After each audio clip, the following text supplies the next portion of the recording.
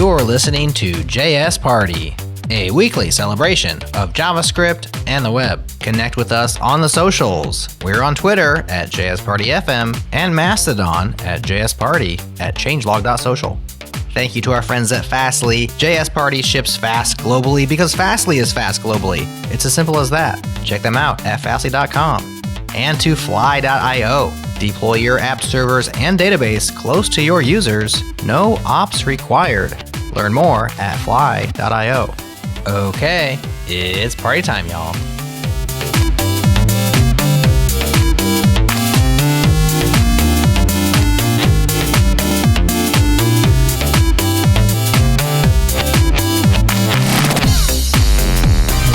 Hoy hoy! Welcome to another exciting JS Party. I'm your host, Nick Nisi. Ahoy hoy! I'm here today with KBall. KBall, what's up? Hello, hello. Welcome back to the show. I'm excited to chat with you again. And we have a special guest. Please welcome back Fred K. Schott. Fred, how's it going? It's going great. Thanks for having me on. Yeah. I forgot what a absolute jam that intro music is. Absolutely. That's the main reason to be here. I don't think that it's actually in the... Well, it is kind of in the main show, but like the produced show. Oh, yeah. Yeah. You're robbing your audience of that that beat, that sick beat. No, it's there. Our dancing is not in the main show, though. That's true. If you want the dancing, you got to come to YouTube. Yep. So we have you back. We had you in, I think it was August. You spoke to Amel about an exciting project that you were working on, and you had the 1.0 release, and it was called Astro. And the 1.0 release was there, and I just re-listened to that episode to kind of see where you left off with that. And one thing that Amel said right at the end was, if you shipped all of this in version 1, I can't wait to see what you do in version 2. And we're here today to talk about version 2 that is coming. Setting the bar high. Okay, I hope I can deliver. I have no doubts.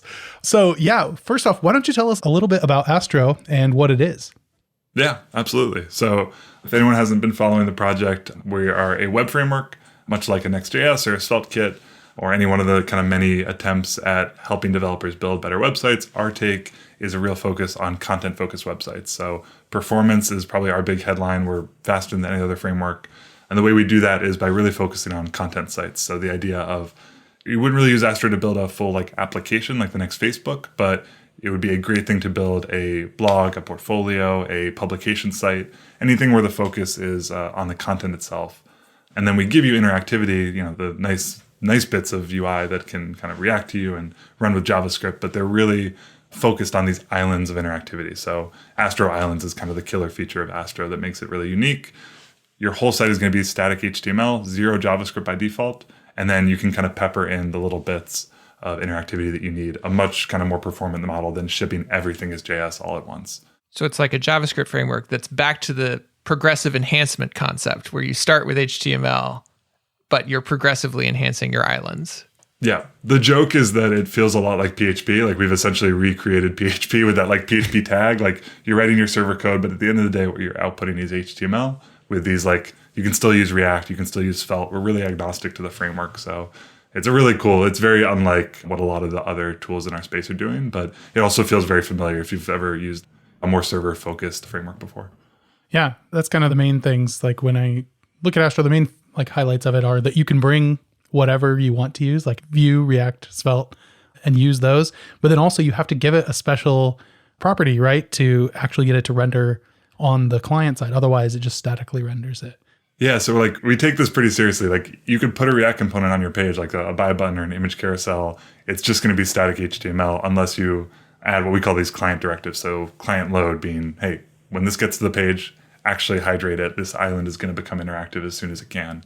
But then that opens the door for really cool optimization. So there's client idle, which is this isn't really a priority. When the browser's idle, go and fetch this JavaScript kind of behind the scenes. Mm-hmm. Don't impact your performance of first page load. And visible is my favorite one. If this isn't even visible on the page, we're not even going to load the JavaScript. You're essentially going to get this for free. When the user scrolls it onto the view, then it's going to behind the scenes go and load it, hopefully before the user even notices. So yeah, once you start to think of your page as this collection of different components, you can start to prioritize them and almost customize them to a really interesting degree.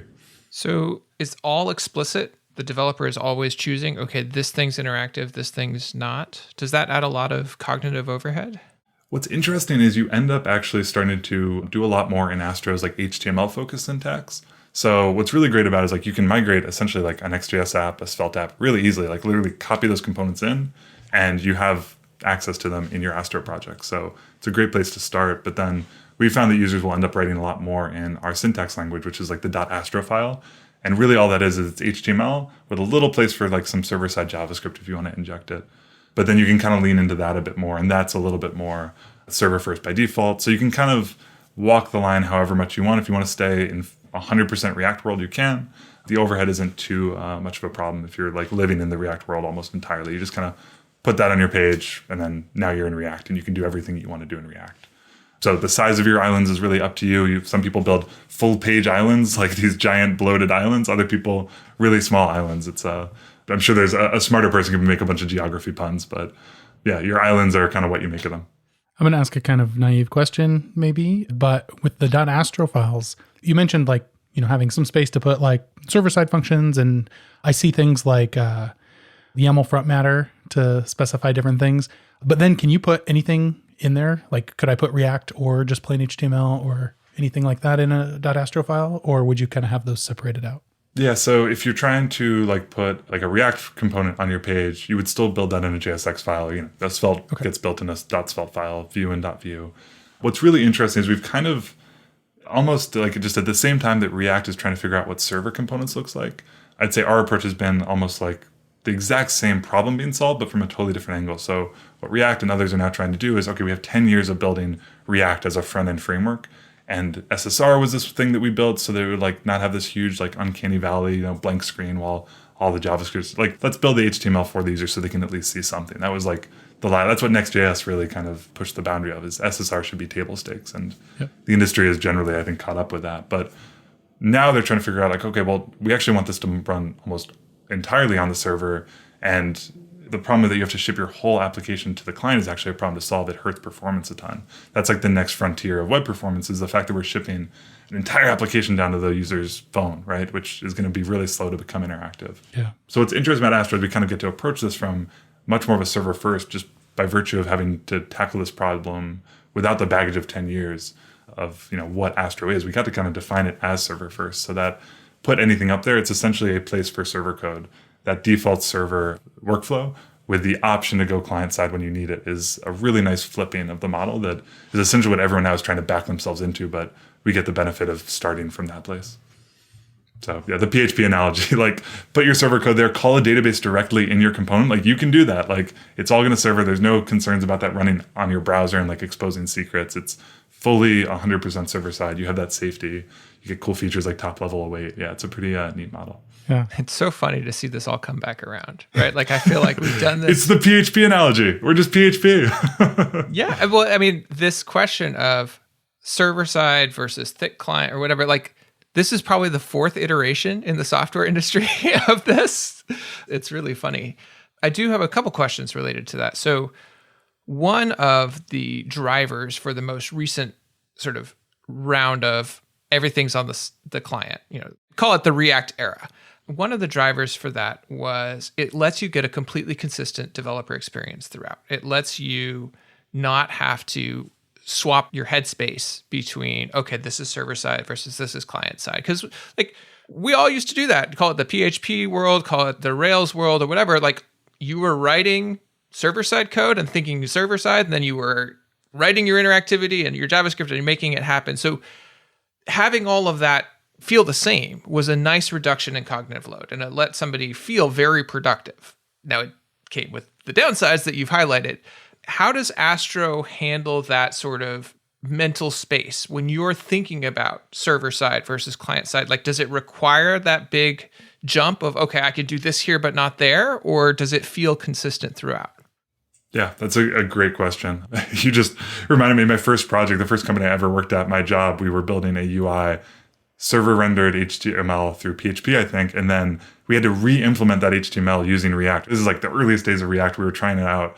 And like, we just had to like maintain the same UI in two different languages, two different code bases. But God forbid they ever got out of whack, because then that re-render is going to just totally blow out, change something jarring. We've come a long way from that. I think what we are seeing is that DX of its one code base was absolutely like, that is why React won to the degree it did. It's not just a UI framework. It's like a way of, I guess that's really the spa, is like it's a way of building your app that you get one code base. You think of your website as an application, and that lets you do really powerful things as a developer. So the DX of something like Next.js was light years ahead of anything else at the time, and still is incredible. The problem is, I think that idea of changing headspace is now what Next.js is trying to figure out, or React team is trying to figure out with server components. And I don't know if they actually have figured that out. The idea of, okay, so if I want this to be a server component, I have to put use server at the top of my file as like a special string. Okay, now there's a new set of rules for this JSX file. I actually can use an await in my function. If I don't have that, I have to use the use keyword. How does that work? Like, the idea of context switching was actually one of our biggest concerns with Astro syntax. Is like, are we actually asking the user too much? They have to have the .astro file for the server and then the .jsx file for their React components on the client. But what we've learned since then is actually that feels like the right separation, is that there are just different rules, right? You can make a database call on the server. You can't do that on the client. And trying to pretend that that's not the reality actually is causing more problems that we see in how server components are being developed and shipped, versus just a really explicit, like, let's design something that is really focused on server and everything the server can do. It doesn't have the complexity of, user interaction to deal with, re-rendering. And then use the front-end frameworks, which have 10 years. Like, we're never going to beat React at being React. It's great. You should be able to use that. And our idea of reuse is that those can still live in the same code base. It's still the same application. They can reuse the same functions, the same libraries, the same utilities. But the language of expression, the templating language, would change based on where you're living. The separation actually ends up being a benefit, not a cost.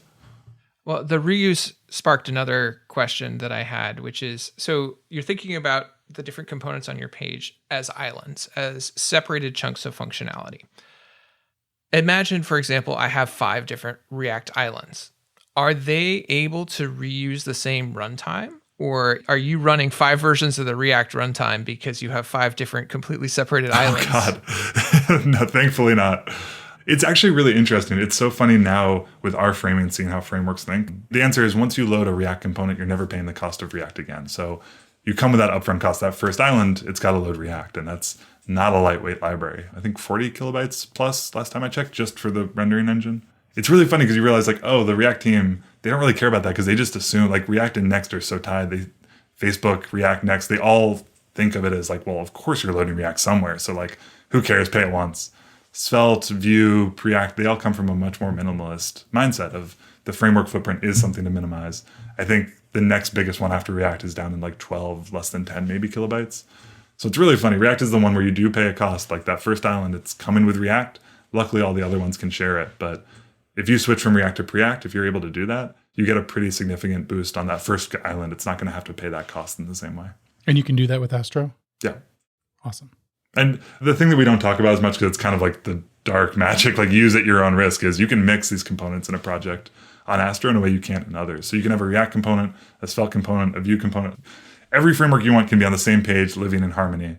You can even nest one inside the other. It gets pretty wacky, but they're just islands, so you get that isolation. Like the idea of isolating from each other is actually a huge architecture. It's like the ultimate micro front end framework. Yeah, exactly. Well, that's the thing. You say micro front ends and people like it's like Tailwind, right? They have a really emotional reaction to it. So we don't talk about it as much. I'm not trying to scare away people who maybe don't care about that. But yeah, we're absolutely a great micro front end framework. With a focus on static content or more static content, which is really good. Yeah, I really like that focus for Astro. Like, I think Amel mentioned it in the last podcast, which is why I'm thinking about it, and like just how refreshing it is to like have something that is so focused on that.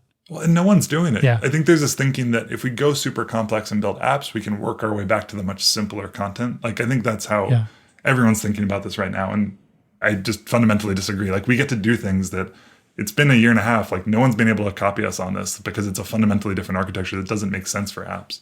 It's much harder to remove complexity once it's already there. Yeah, exactly. So we started from, let's start with this. It is simpler, but we can do things then because it's simpler that others can't. And our goal is to move up the interactivity scale. So if you imagine a spectrum between like really content focused versus really app focused, everyone else is trying to go from app to content and struggling. We are starting from a much simpler side on content. We'll have our own challenges, obviously, but we think that that's a more promising path, or at the very least, it's like the second inning of whatever this is going to look like. So we think there's a lot more unknown to explore here. And what does it take to start from this first principle and work the other way? Do you see yourself, like you mentioned at the beginning of this, you wouldn't build a Facebook with Astro. Do you see yourself moving more towards that goal, or like some middle ground between that as Astro matures? Only if like in the future. Yeah. I'd call out Ryan Carniato's been doing some really cool stuff. So if anyone has been like really paying attention to this story, I would say Ryan Carniato, the creator of Solid.js, gets a huge shout out. His Solid Start framework, which is like essentially like the Next.js of the Solid UI library, is doing some really interesting stuff. I don't know how much of it's going to make it into their final V1. I think they have a real like experimentation culture. But one thing that's really interesting is taking the idea of islands and applying it to something that feels more like the Next.js app structure. This idea of like, you can have these like nested layouts that are actually like islands within islands within islands.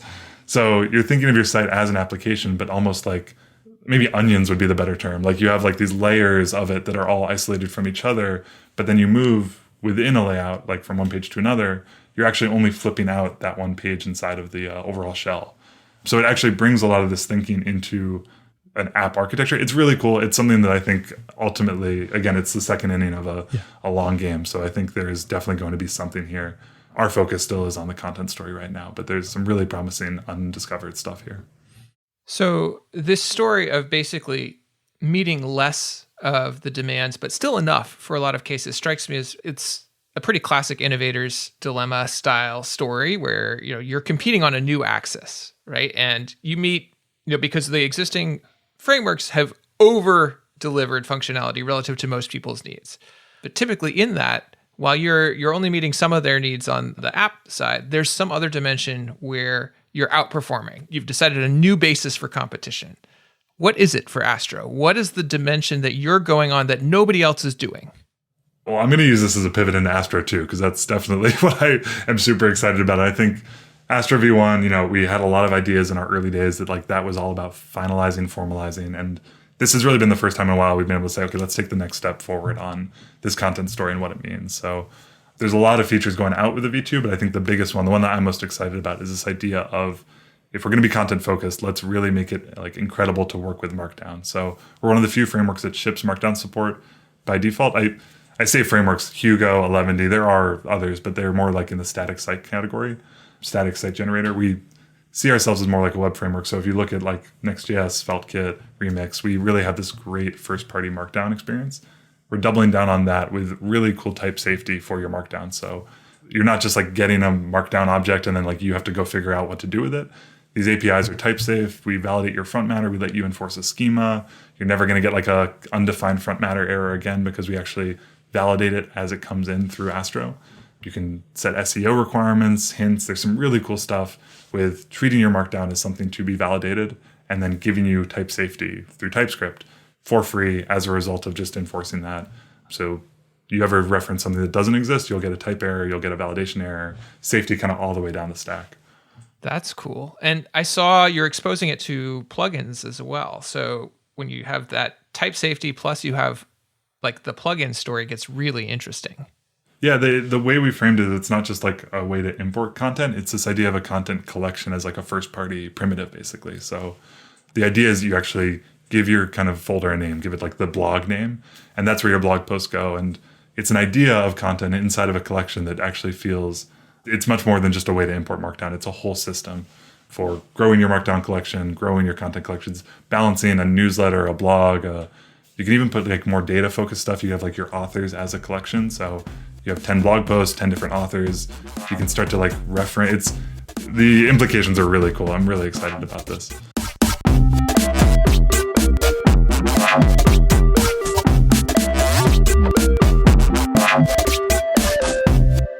I'd love to dig in a little bit more about this idea of collections and plugins and tying those together, because it seems to me this potentially enables something very similar to what you might do. I'm thinking like the old like Rails engine world, where you can create sort of a complete vertical stack of here's a type of content, here's a type for that type of content, and maybe a whole bunch of, default rendering or other types of things. Maybe can you talk a little bit about the plugin API and what's available? What can plugins do within Astro and how that ecosystem is developing? Yeah, so the ecosystem around Astro is super important to us. I'd call out our integrations right now. It's how you can kind of add all these multiple frameworks working together. The theme ecosystem, we just launched a new theme catalog. So we really care about building that out. And yeah, I think that's where I get really excited around the idea of content as a first-class primitive. There's a couple of cool things that we've seen. So one is the idea of content being like it's schema based. You can now basically set a schema that is, content's always going to have title, description, author, these properties. We're going to validate it. But packages can ship their own schemas. So you could have something like a theme. Here's my blog theme. And that would actually expose a schema. Like for you to work in my blog theme, just make sure you have these 5 properties, and I can now validate for sure that we can display your content. So that kind of mixing of like, once you have an idea of content as something reliable, you can pass it around your ecosystem and people can enforce what they need to enforce. The developer experience stays really strong. You're not getting opaque, undefined errors, but you're able to pass that around. So I think the RSS feed integration is the first one taking advantage of this, where it exposes a schema that's, if you want to have RSS properties, just make sure you have these 3 or 4 or 5, and we'll do the rest. We'll give you an RSS feed without any extra work on your part. We're barely scratching the surface of this. I don't think there is, that's, I think, the only first party, like really cool integration that we have, but the door is open now for our ecosystem and community to start building for this.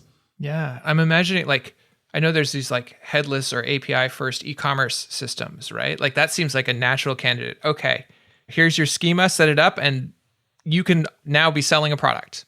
Super simple. You mentioned blogs.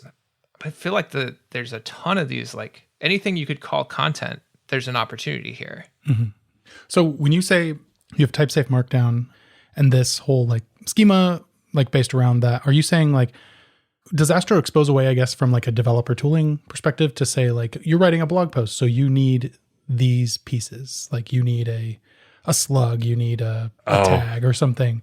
Ben is going to love this. So I'll shout out Ben Holmes on our team. He's the one who built this. And one of his earliest ideas, along with Tony, also on the team, like, let's actually expose consistent ideas of like a blog post is this. If anyone knows the Open Graph API or Open API? Yeah. There actually is this already like repository. It's like this full, like anything in the world can be categorized via the schema. Yeah. Schema.org is like essentially like anything in the world can be categorized and schemified. Like your house can be represented in a schema from schema.org. We were originally planning to ship like, here's what a blog post is, but realized developers don't really have a consistent idea of like the 5 properties. Like some people like date, some people like created at and updated at, some people like, essentially everyone is coming with their own idea because this has never existed. Mm-hmm. The other problem schema.org has is like there's 100 properties for a blog post because they're trying to be comprehensive. So you might only need 5, but it's probably not the same overlapping 5 properties that I need, that KBall needs. So we ended up really struggling with like, okay, what is a good developer experience around 100 different properties, all of them optional because none of them are required. And that's, I think, the next step here is, can we come up with a consistent, like, here's a blog. So now every theme in our ecosystem implements that same consistent blog type. And now any post that you write, you can almost switch themes in and out without too much work. That would be the goal of this, but the problem is no one's writing their content the same way. So we're a couple steps off. But absolutely, that's so interesting you see that, because I think that was the first thing that clicked for us, is like our ecosystem could become more powerful because we have this feature. Yeah, no, I wasn't sure if there was a way, like the thing that led me to that question was like looking at the content collections documentation and kind of trying to understand that. And it has like, a newsletters section, for example, and that might have different properties than a blog post, for example. And then like another thing I want to ask about is like with the .astro files, I think it's really cool that you get to own that a little bit more. You get to come out of preconceived notions about what a file is, if it's a TS file or a TSX file, what it has in there, the syntax, and you get to kind of define your own playground a little bit more when you have that. And I've been playing around a lot with language servers, and I noticed that there is an Astro language server as well. And I was curious how that ties into this. Like, is that what's really powering like the type safe markdown and different aspects of that? Yeah, so the type safety is really interesting. There's a couple of pieces at play, but yeah, the dev tools I think deserve a huge shout out, especially if anyone tried it in like the O.O, like we barely had syntax highlighting, let alone like any sort of developer tools experience in VS Code. Erica on our team just has done an incredible job over the last year building that out to something really powerful. So that is what is exposing like the type information back to you. Yeah. But it's also being powered by our compiler. And then these content collections are essentially looking at your schema and creating types automatically for you, so that when you go and query, give me all my blog posts, we've done the kind of stitching together to make sure that it knows that blog post has this type.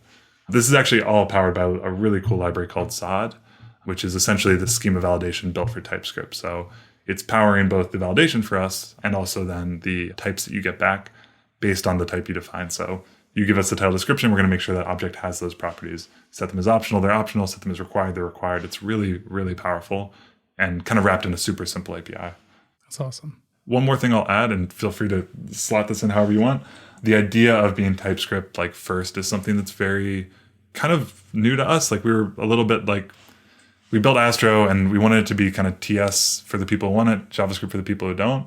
And then kind of realized like, well, we kind of have to choose one. Like we need TypeScript in some capacity. So to support it, it's also so flexible. TypeScript is a superset. So JavaScript is still valid TypeScript. Mm-hmm. We ended up essentially just shipping full TypeScript support in Astro. So we never really talk about it, but like Astro there's no way to turn TypeScript off. You can make it super relaxed, but it's this really interesting thing where it's like, it's always on and it's your choice if you want to write TypeScript or just write JavaScript.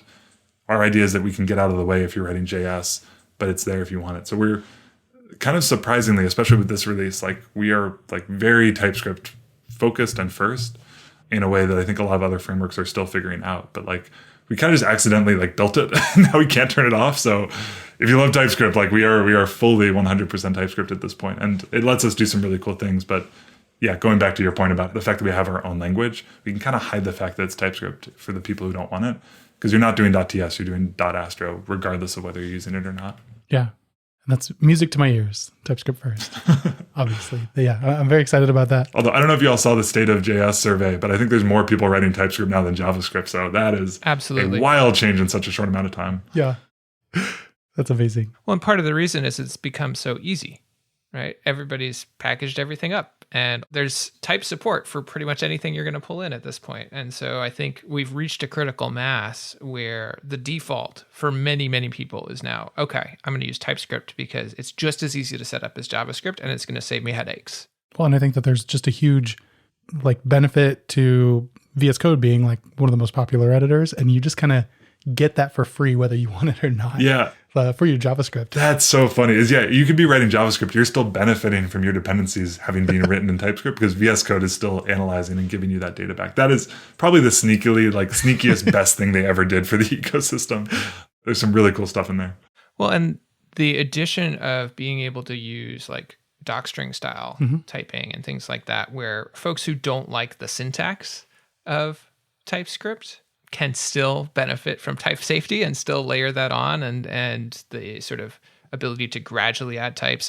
They did so many things right that have worked out for it. Yeah, that's an incredibly strong team. So yeah, we definitely, if we had to bet on one technology, yeah, the fact that they're so willing to kind of build for people who don't even like TypeScript is, yeah, a huge, I think, sign of its strength. Yeah, but also like the innovation of like the concept of language servers, which you benefit from as well, having your own.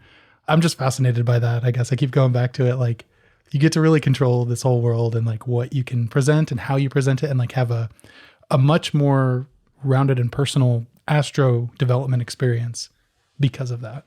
Yeah.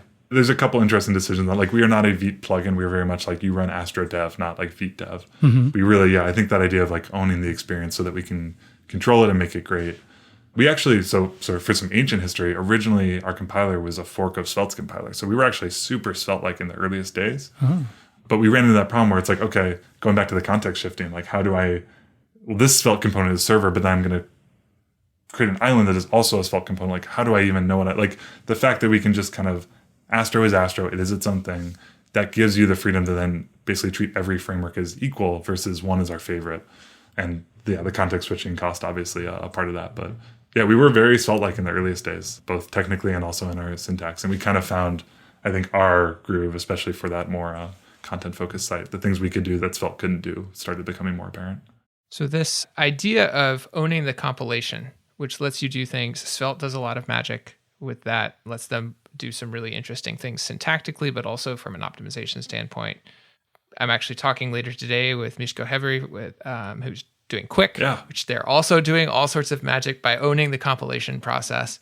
I'd love to hear a little bit more about like what types of things are you doing that take advantage of owning that? We talked about sort of having the well-rounded developer experience. So Astro feels like Astro. You talked about sort of being able to integrate different frameworks and have them all feel the same. But what else are you taking advantage of in sort of owning that whole package? Yeah, that's a great question.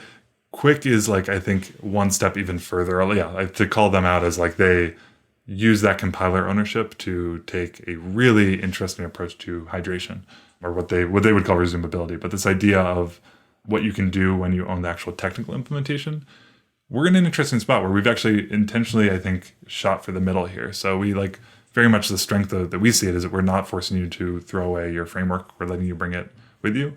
That idea means that we still then have to defer to that framework to do the rendering. So if you're using React, we're going to call React. That's a huge shortcut for us. We're just going to let React do its thing. It's great at rendering. But obviously, we're treating that island really isolated, not just from other parts of your page, but almost from our runtime. Like, it is its own thing running. We can optimize the payload. We can make sure it's fast. But at the end of the day, if you're using React, it's going to be slower than if you had picked Solid. And we can only do so much there. So it's interesting. I think we very intentionally made this choice to not reinvent the entire world, but instead like reinvent the DX around how you use your framework components, and then bringing more server rendering into the world through the .astro component. So I think it's weird. It's such a technical break from the norm in terms of island architecture, but I think the reason everything exists is like we wanted to get the DX totally right. Of this should feel super modern. It shouldn't force you to throw everything away.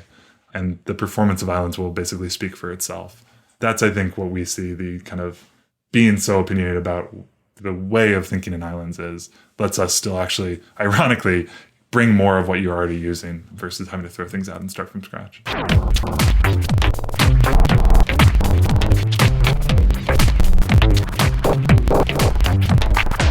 So I love the way that you're bringing islands architecture, which is something people have been talking about for a while, but making it centric to how you talk about Astro and what you're building there. There is a question that I have about islands, which is sometimes the components on our page just can't be completely isolated from one another. And a classic example in a content-focused site is e-commerce. You have a buy button somewhere, and you have a shopping cart somewhere.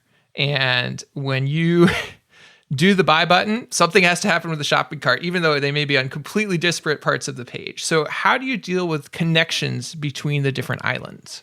That's a really interesting problem to solve. It's funny. It's actually very different per framework. Some frameworks are really set up for this. So I'd say Svelte, its whole idea of like passing state across your site is actually, it's a primitive that they own, this idea of a store.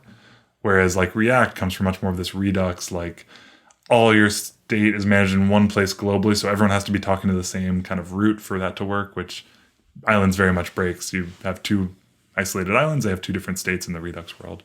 It really ends up being dependent on the state library you use. So we don't ship our own by default. We kind of leave that to you. For libraries like Svelte, it means you kind of use your own, or for others, even the React ecosystem has newer takes to state management that follow a similar model of using your imports more to manage state than like having to think of it as a component concern or UI concern. Jotai, I think it is, Jotai is one of them, I believe. There's a couple others essentially every ecosystem has one. Yeah, it's a really interesting problem that like different islands are running in isolation, so they need a way to pass state to each other. That's the easiest way to solve that problem. There's different ways to send messages, but you really do want to kind of map it into something that was built for the framework, because that's going to trigger a re-render. So you can always literally call a function that you've somehow imported across islands, but we wouldn't really recommend that. We'd much more push you to use a state library that works with islands, and we have a couple of those recommended on our doc site if you are looking for advice or guidance. Would like React Query or TanStack Query be an example of one that would be supported? Yeah, actually, that's been probably the most interesting, totally independent of islands, is this idea of like thinking of state as almost managed by the thing that's making the request to fetch that state for remote data. That's really interesting. So that's even a one step forward, which is the idea that like two different islands both querying the same data from an API using something like TanStack, they are both going to still share the same cache ultimately. So one will make that request first, get it back after it comes back from the server. The next one will actually be able to use the same cache. So it's like this global shared caching thing, but each one is still managing their own state. You're just speeding up the idea of requesting data. That's a really powerful pattern that actually works well with islands instead of being a hindrance. Yeah, that's awesome. Yeah, Tanner has done some really cool stuff with TanStack. I'll just shout out all of those projects. And which is funny because some of the routing stuff is like very much anti-SSR. So like you'd think these projects would not be aligned, but the fact that we're taking over the server rendering actually makes it a little bit more fitting to use something that's just so fully front-end router centric. We have this like kind of unspoken like app mode for Astro that is the idea of like some part of your site can just be like the spa. So if you have a marketing site, but then you want one thing to just be your dashboard that you log into, you could essentially just again, we go back to like that bloated island concept. Your whole page can be an island that is essentially a spa, like a spa injected into Astro itself. And then you can use like a much more front-end app-like developer experience using something like TanStack, React Router. These things can like, instead of having to build SSR into those, you can almost like, well, this is my admin dashboard. This isn't even meant to be indexed. This is meant to be a super logged in experience. You can still do that with Astro without giving up that developer experience. What do we call those continents? Yeah, exactly. Not the trenches. I don't know. There's the earliest names for this project were all puns on different bodies of water or bodies of land. Well, shall we talk a little bit about how far you've come and Astro's impact on the world so far? We just did an episode on the state of JS, and Astro featured pretty prominently. Oh, nice. Yeah, I've been looking at that data too. I'd be curious what you all thought about the survey overall. It's been surprising. Sorry, I'm what am I? Let me shut up. I'm not the interviewer. I'm taking on some tangent here. Never mind. Ignore me.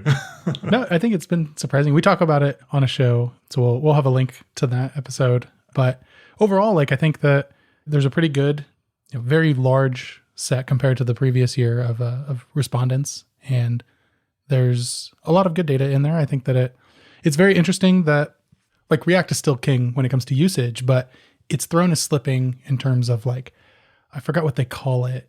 It's like interest and retention. Yeah. Those have been supplanted by other things, maybe like Astro. Yeah. I think Astro is number one in both of those actually.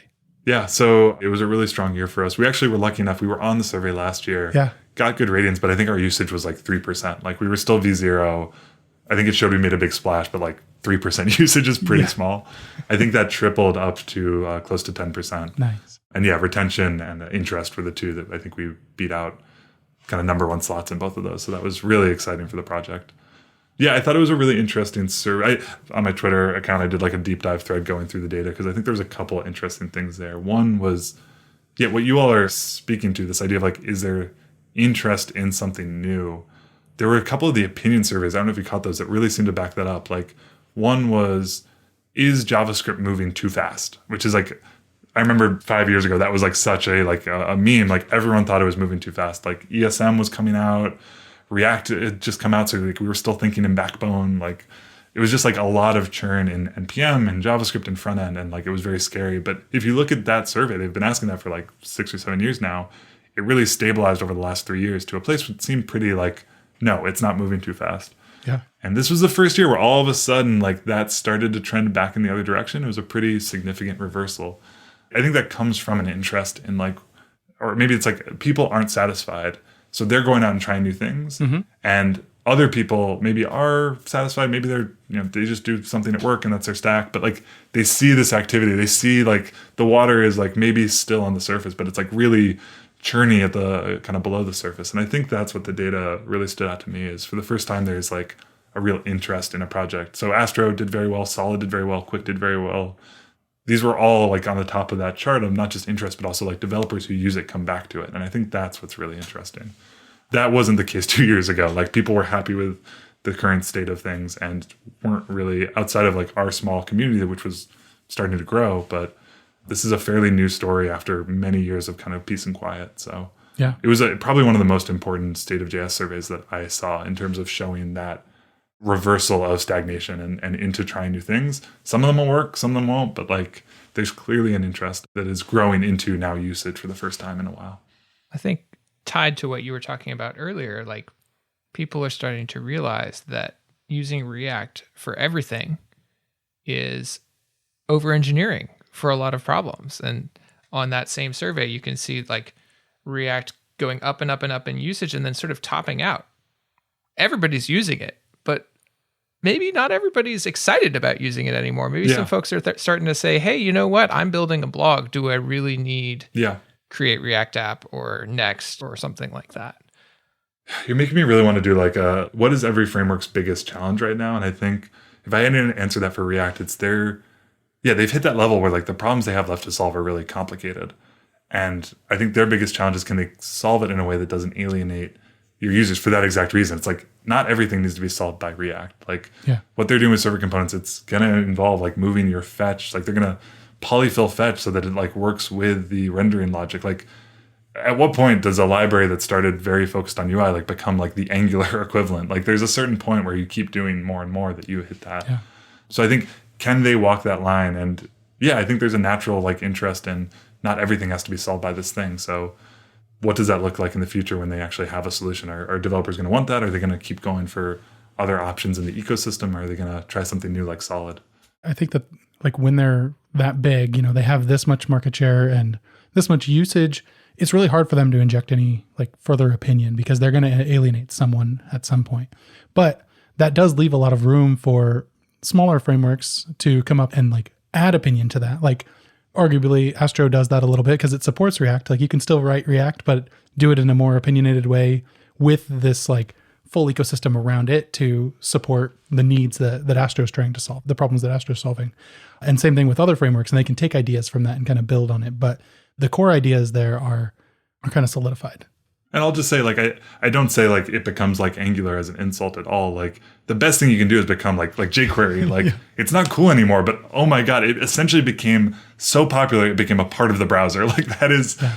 I don't think it needs to a project has a life cycle. I think that I'm starting to see that story play out more and more. Where is a project like there is no such thing, at least there never has been in history, like a forever library, a forever framework. So how does something evolve into that late stage of its life is really interesting to me. That speaks to the cycles that we were talking about, right? Like the last time we had this much consolidation behind a single way to do things, it was jQuery. Yeah. jQuery owned the market. Everybody was doing jQuery. And then it started to reach limitations in terms of how complex of an application you could build. And so you saw people trying to overcome it with Backbone. And then what really broke through was React and this concept of component-centric app development. And Angular was trying to do it. Like you had a whole bunch of frameworks trying to do that. Well, okay, that idea has won. We're writing front-end applications using component-centric architectures. It works better than what we had done before. React has won that market. What's the next thing that's coming up? We're starting to see this diversification again of ideas and people trying to play in that space. And I think it's related to what you were talking about, the bloat, the sense that all of this going to the client is too much for most situations and it's slowing things down. And this is something that I feel like has gotten a lot of developer mindshare in the last few years. We talked about it in an episode that shipped a couple weeks ago around the rise and fall of JS frameworks, Chris Ferdinandi with his very strong opinions about this. But I think there's been momentum behind this idea that, you know what, we should actually only be shipping what we need to ship, the complexities that we absolutely need to do the job that we're trying to do. And that has traction in a way that 2 or 3 years ago it did not. Yeah. I think we were talking about this earlier, like the pendulum, it's like you solve a problem, but then you create a slightly smaller problem so that the thing you've done is better than the alternative, but it doesn't mean it's painless because you've made trade-offs that create problems. And then that becomes so popular and it gets so big that then that problem becomes bigger. So now people want to solve that. But like, yeah, I think it is a pendulum. I think the DX that was created by the SPA mentality was so far and above what was there before, but then performance just grew and grew and grew into be. I don't think Astro would have succeeded 4 years ago because I don't think people had the same problems that now, this late in the story, it's only getting worse. It's starting to hit a breaking point. And I think that's where we find ourselves now.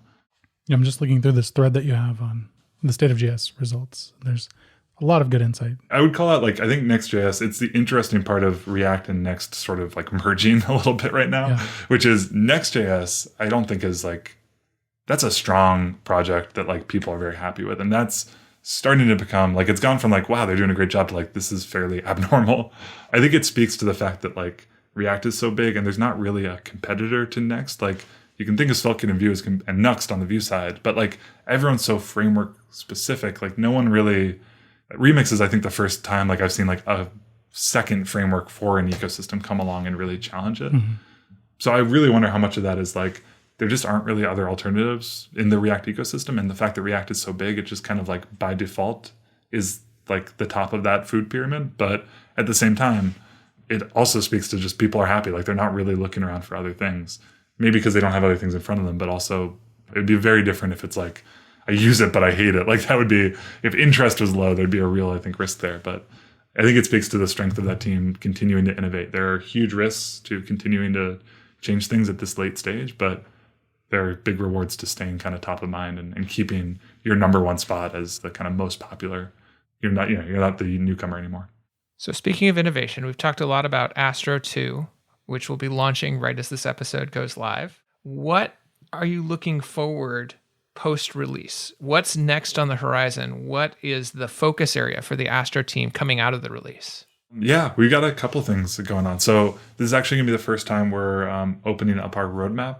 V1 was just get it out, and V2 was the first time we really had to step back and like, all right, what's next? We've had an RFC process, we've had an open development process for a while, but that was always a little tough to see into, like what was the status on anything. So we just revamped that. I'm actually leaning on some of the writing that the Remix team did on this. And the idea being that from that process, we'll actually get essentially a roadmap that you can see what's being prioritized. You can get involved, you can help out. That's something I'm really excited about going forward. In terms of what actually goes on that roadmap, I think that's a little bit more open. We've got some really cool stuff going on around this term primitives I'm really loving right now. So the idea of the primitives of Astro images, analytics, like how are all these things that you use within Astro, fonts and icons, how are all these things that you use to build your site managed within your project? Right now, there's still a lot of like throw it in this directory and reference it by URL, but seeing how successful Next has been with their image component, with their font component, there's some really cool stuff. Party Town is a really cool project to move scripts off of the main thread. I'm really excited about this idea of instead of going big picture for a while, let's just focus in on these really key features that our users are actually working with every day. So I think we're going to see a lot of that coming out in the next couple months. That's really cool. I think it's going in a really good direction. I can't wait to open up the roadmap and kind of see as that goes forward into 2.0 and beyond. And we've talked about the State of JS survey and kind of, the big wins that Astro has had. But I'm curious if you have any like other sources of inspiration for really cool things that have been going on within the Astro community that aren't highlighted on that survey. Like, is there something that somebody cool is doing with Astro right now that you want to shout out? Oh God, yeah. There's a couple of things. So one thing I'd say is, because it's going to be around the time of this coming out, a really cool thing that our community does is every couple of months we will take our open source, like our open collective funding. Mm-hmm. We're lucky to have a couple of great sponsors, Netlify, Storyblock. We get about $8,000 a month in that sponsorship, and we really take it seriously. Like how can we use this for our community? One of the things we end up doing is every couple of months we'll actually just take 100% of that and essentially give it back to the people who are building our community. So people have done great, learning resources, great projects, great packages, themes. It's kind of a chance to let the community vote on who like the kind of stars in the community have been, and then actually give them this open source funding, which it's exactly what it's for, is for growing and investing in our own ecosystem. So I actually won't really pick any favorites. I won't kind of show my hand. That's coming out, I think, on Thursday of the week that this podcast is coming out. Nice. But yeah, I would say that the ecosystem overall has just kind of exploded over the last year. So I'll shout out our themes. I think has been the most exciting thing. Like there was a while where our official themes were kind of gnarly, and we've been investing in ours. But at the same time, like there's 5 other great community themes like that are equal quality to the new one we're building. It's like, oh, all right, this wasn't like before we were the only ones and we really had to do it, and now we're like sharing that load with the community. Those themes are really, really strong. Nice. Oh man, I just got back to thinking about themes and images and these stuff you're talking about and how they play with your type safe markdown, right? Imagine treating images as a content type, and maybe it's a folder, it has a set of files of the image at different sizes, it has some metadata, alt text, things like that, and you just plug it in somewhere. You think, yeah. So the meme on the team has been like, everything is content. Everything is content. We were doing the RSC, we were talking with the community, and it's like, what about this one? It's like, everything is content. Like we talk about content as a thing that your website exists to describe. But yeah, like once you start to think in this way, it's hard to shake it. I think that's the kind of genie that we've let out of the bottle that's not going back in, is like everything type safe by default. Because we own the dev experience, we can essentially guarantee that in a way that like we still have to honor this idea of like, we're not going to force you to write TypeScript if you don't want to. So those two ideas are kind of in conflict, but I think stuff like Zod shows that there is a middle path there where great libraries can generate the types for you for free without forcing you to write them by hand. So Zod is a pretty big part of our strategy going forward. I think until we find a reason not to use it, people seem to really be resonating with it, and it gives you so much for free. It really is amazing. Now, as this episode goes out, Astro 2 will be available. And how can people get started with it? What's the one thing that they should do to jump right in? That is a great thing to be mentioning. Like probably a better guest would have thrown this out at the start. Astro.build is our website. There's all the instructions you need there. There's going to be a great blog post kind of summarizing what's going out. Our docs team has just been killing it with the migration guides, upgrade guides. So if you have an existing project, plenty of resources there for you. And if you're running a new project, You can either do it on the command line with npm create Astro, Nice. or astro.new, I'll shout out, is a website that essentially lets you open up Astro in the browser using StackBlitz. Shout out to StackBlitz. So if you're just kind of dipping your toes in, trying to see what it's about, you don't even have to run npm on your command line. You can just totally in the browser go to astro.new and check out the new stuff. Oh, that's awesome. Such a great way to just immediately get people going. Yeah. Without like any kind of setup. Just take care of all of that and you can jump right in. I love that. Yeah. StackBlitz is magic. It's very cool. So we're lucky to have them powering some of our stuff. Awesome. Well, Fred, thanks so much for coming on and telling us about Astro 2 and all of the cool stuff that you're doing. You're welcome back at any time to continue this discussion, to talk about Astro 3 and beyond, and all of the amazing work that you're doing in the JS and web community. So thanks for being a part of it. Thanks for leading us with this, and we will see you next time. Right on. Thank you so much for having me.